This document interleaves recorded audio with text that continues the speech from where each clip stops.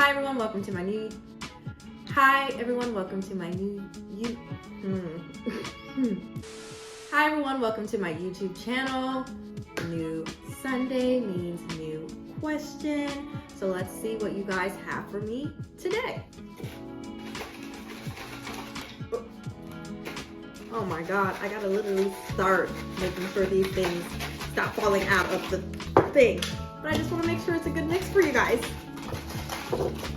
Okay, so today's question of the day is, how do you go about choosing the right law school for you? Let's get into it. What you settling for? Yeah, we ballin', we settling score. You know I need that scene that down. I'm trying to win more. Like down, don't you need me? Look at all the pointers on my AP. Don't you like it when the stars are on my rating? Think I need a bad bitch to save me. Yeah. I told her, bro, if he pulling, then we airing out. Pull on the ops just to see what they talking about. He kept the Glock, so you know he took. All right, I love how this question has come at the right time because, you know, we're in application season for law school. People are already getting their acceptance letters. It could be early acceptance, it could be regular acceptance, or maybe you're waitlisted, etc., etc., etc. But, you know, it is the time to choose what law school are you going to go to if you have multiple acceptances. Now, if you only have one acceptance, then honestly, it's all great because you know you're going to that school. But if you have more than one, it might get a little crazy when deciding. So I'm here to make your journey a little easier for you. So first and foremost, always consider the location that you're going to be in at that law school. Take a look at the geographics. Like, you are about to be in a specific location for 3 years. Okay? And that's super important. If you didn't know, I went to Northwestern, so I was in Chicago, and I was in the coldest state you could possibly be in. Okay? Like, that lakefront, that wind, oh my god, like the flashbacks. Jesus. Be offense. So often law students are affected by seasonal depression and they can't focus, and that affects like their grades. So if you know that weather really impacts how you focus, maybe Chicago's not good for you. However, if the weather is not that bad, look at other factors such as, like, you know, what is the law industry like in Chicago? Like, does it have a big legal population? Where are most lawyers going? Are they going to corporate? Also, I forgot to add that another important thing about looking at geographics is figuring out, like, is your law school in a geographical location where they are funneling law school students into that specific location? So let me break that down. So basically, if you know that you want to practice law in the state of New York and you want to go to a law school in Iowa, and this Iowa law school is known for funneling their students into like Iowa firms and not New York firms. Like, it's very few and far in between that they're sending their law school students to a New York firm. Not saying that's impossible for you to get a job post law school in New York, but just saying that it's much harder than if you're going to a school like Northwestern, who is funneling most of their law students into major legal industry hubs, such as like the cities like New York, Chicago, Atlanta, DC. Like, so just keep that in mind. Like, make sure you're in a law school that has a location that's funneling their students into different areas that you are interested in going into post law school. All right, so another thing to consider that I think inspiring law students don't think of, or maybe they do and I'm completely wrong, but you really need to consider the class size. You could have a really big class size, you could have a really small class size, or you could have a median class size. I'm talking about, like, you can go from 200 students in your class to 500 students in your class to 50 students in your class. And you got to figure out early, what do you prefer? Do you prefer a more intimate setting? Do you prefer a larger number? Figure that out early, because I think that will affect how you perform in law school.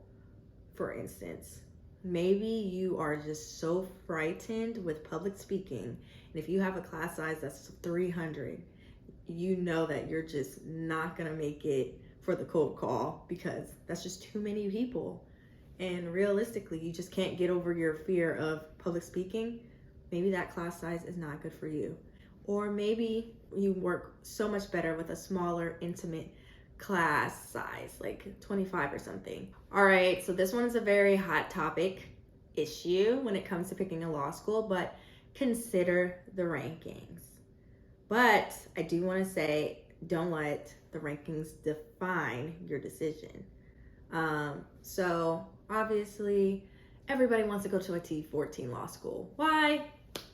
We know why. Status, name, the brand. Like, it will forever be associated with you forever. Oh, that girl went to Harvard. Oh, that girl went to Northwestern. Oh, that girl went to Yale. Like, obviously, they're T14s for a reason.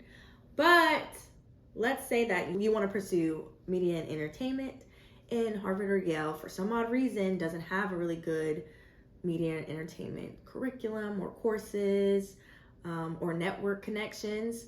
Then honestly, ranking don't mean ish. You know what I'm saying? Like, rankings don't mean crap for crap. Like, if UCLA has a really good entertainment law clinic that's ranked like number 10 in the nation, then it makes more sense to go to UCLA even if they don't have the higher overall ranking. So consider the rankings by taking a step back, figuring out what practice area do you want to do, and if that law school is ranked high in that specific area. Also, you got to look at the bar passage rates that the school has listed in their stats. Passing the bar is very important to becoming a lawyer. It's the only way you can practice, duh. So if their bar passage rate is low, or maybe they're not accredited, then I don't think you should go there. Just saying. Right, next, let's talk money.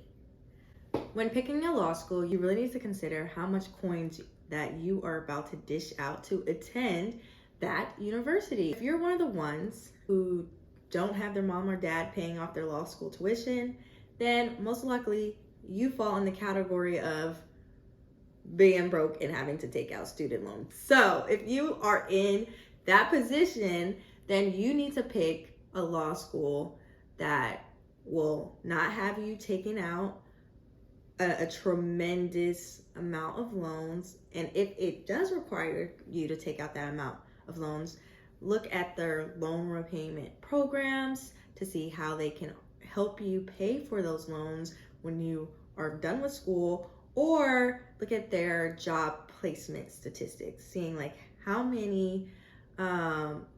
does this law school do when it comes to placing their students in jobs that gives them salaries that will help them pay for their student loan debt. Obviously, if you're getting a hell of a scholarship for a certain law school, that's amazing. Like, the better and higher amount of money you can get to attend is fantastic. But I will say, don't set yourself up now.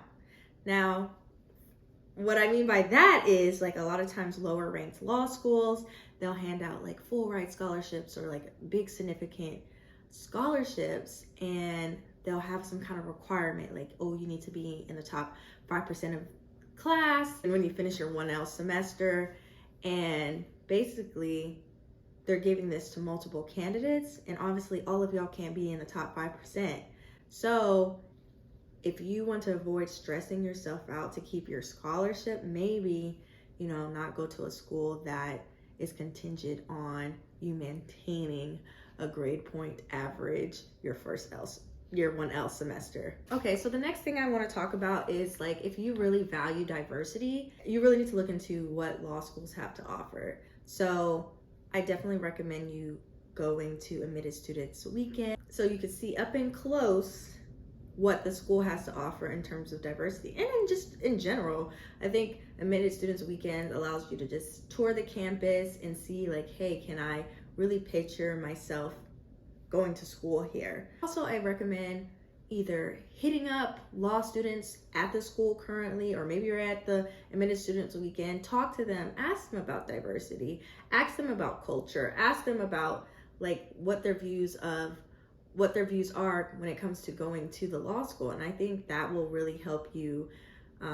pick what law school is the perfect fit for you. And since we're on the topic of touring, I also recommend you to go to that law school on a day that is not Admitted Students Weekend as well, because I feel like a lot of times law schools are putting up a front, but I feel like if you go and you pick another day where students are actually working, to actually sit on the class and observe, talk to students there, and I think that you would really get more of a grasp of like what's really going on at that law school. I think that's all I have for you guys today. I know it was a lot, but I want you guys to pick the school that's best for you guys. So that was the question of the day, and I hope to see you guys next week. Bye.